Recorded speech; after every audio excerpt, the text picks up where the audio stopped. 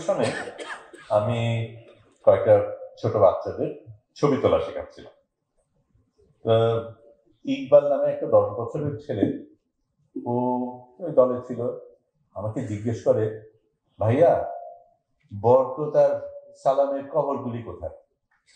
আমি জানতাম না, তারপর খোঁজ করেছি, আজও জানতে পারিনি। আপনারা জানেন কিনা জানি না, কিন্তু না জানলেও খুব একটা অবাক হব না।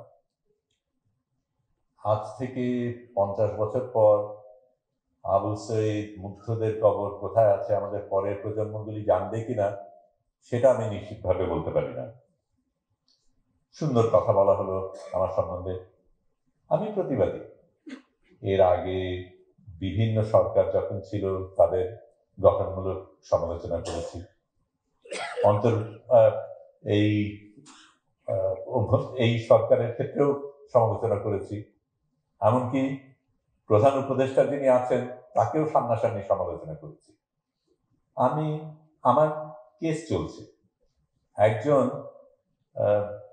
অভিযুক্ত ব্যক্তি যে সমালোচনা করে সে যে পদক পেতে পারে এটা আমাকে আশা দেয়।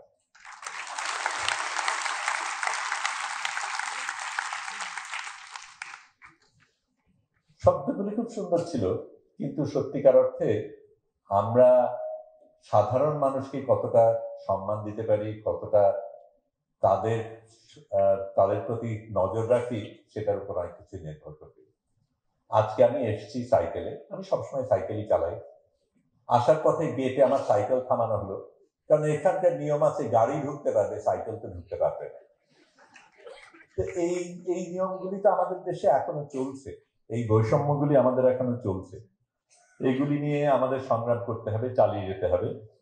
এখানে অন্য কয়েকটা জিনিসও বলার প্রয়োজন আছে। প্রথমে ধন্যবাদ দিতে না বলা হয়েছে, কিন্তু আমি আমার সম্বন্ধে যা বলা হলো সেগুলি আমার একার অর্জন অবশ্যই না। আমার পরিবার, আমার বন্ধু বান্ধব, আমার সহযোদ্ধারা সকলে এরকম লড়াই করেছেন বলেই আজকে আমরা এখানে আসতে পেরেছি। কিন্তু তার বাইরেও আর কয়েকটা জিনিস আছে, একটু পরে এখনো পাননি আমাদের বাংলাদেশি নারী ফুটবলাররা 21 পদক পাবেন, তাতে আমি ভীষণ খুশি।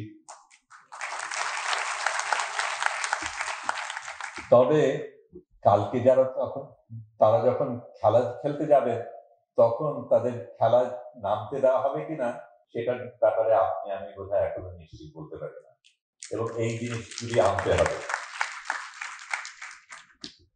আমরা নারী ফুটবলারদের ক্ষেত্রে বললাম, সালাম, বরকত যেই ভাষা বলার জন্য জান দিয়েছেন, সেই ভাষা আমাদের দেশের ভাষা, আমাদের মাতৃভাষা, কিন্তু আমাদের এই স্বাধীন দেশে ভিন ভাষায় যারা কথা বলে তাদেরকে আমরা কতটা সুযোগ করে দেই, তাদেরকে কতটা শ্রদ্ধা দেই, সেটা আমাদের মনে রাখা দরকার। এই আন্দোলনে ছাত্রছাত্রীরা নেতৃত্ব দিয়েছেন, কিন্তু তার সাথে সাধারণ মানুষই কিন্তু ছিলেন, রিক্সাওয়ালারা ছিলেন, টোকাইরা ছিলেন, একেবারে সাধারণ মানুষ ছিলেন যারা রক্ত দিয়েছেন, যাদের ত্যাগের কারণে আমরা এই জায়গায় এসেছি। এবং সত্যিকার অর্থে এই বাংলাদেশ যদি তাদের সকলের জন্য না হয়, তাহলে যেই ব্যতিক্রমী বাংলাদেশের কথা আমরা বলি, যেই বৈষম্যহীন বাংলাদেশের কথা বলি, সেটা শুধু বুলি হিসাবেই থাকবে, বাস্তবে আসবে না। ধন্যবাদ।